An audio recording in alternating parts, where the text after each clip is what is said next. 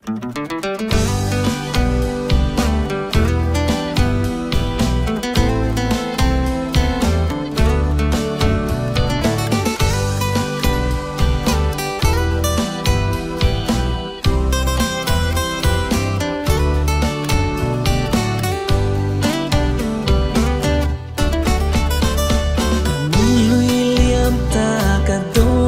hian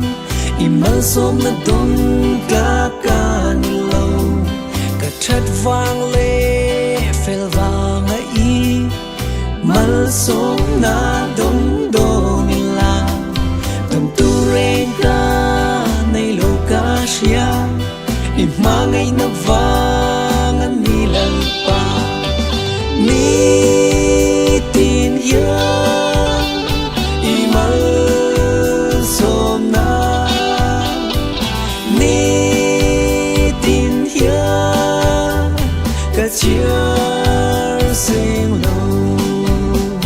Nitin hian oh Halleluiah ka theihna zawngte sawm khawmin kohna hriat min ka tang Mahse da sual chhumpuiin ka hrethiam lo o kohna chak kin min chelh ka pil bo mai lo na lalpa Nitin hian Malsawmna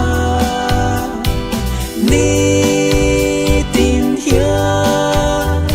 ka chhiar seng lo Nitin hian oh Halleluiah